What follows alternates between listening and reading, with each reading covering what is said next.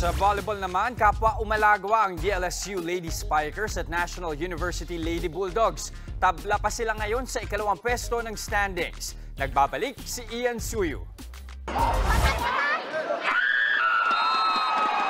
Extended na sa 4 ang winning streak ng defending champions na De La Salle Lady Spikers sa Season 86 ng UAAP Women's Volleyball. Yan ay matapos nilang ilampaso ang determinadong UE Red Warriors sa Mall of Asia Arena kahapon.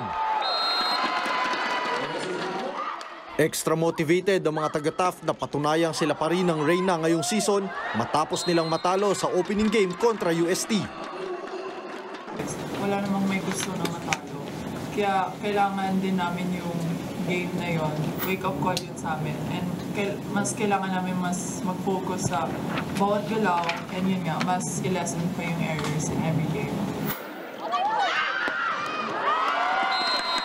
All-around team defense at offense ang pinakita ng Lasal. At kahit pa nakadikit ang UE sa first 2 sets, Hernandez this time as libero. dinomina na nila ang third set para selyuhan agad ang panalo. Ang final score, 25-21, 25-18 at 25-10.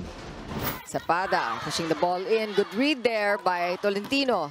And that's into the net. An error coming from back row. Top scorer sa game ang reigning Rookie of the Year at MVP na si Angel Canino with 18 points on 17 attacks at 1 block. Dahil sa panalo, 4-1 na ang win-loss record ng Lady Spikers na pangalawa ngayon sa standings, kasunod ang undefeated pa rin na UST. Blue FEU player, nice shot. Isa pang nakabuntot ngayon sa standing ng Uste, ang NU Lady Bulldogs na tabla rin sa second spot kasama ang Lasal.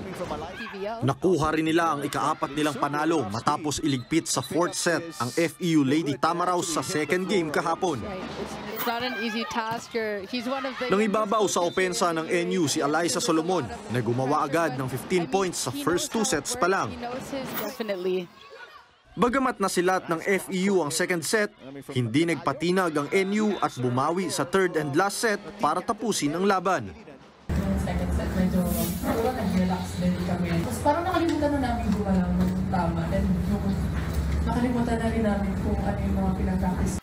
Nagbabalita mula sa frontline, Ian Suyu, News 5. Mga kapatid, Jess De Los Santos po, huwag magpauli sa mga umaaksyong balita at napapanahong issue sa bansa.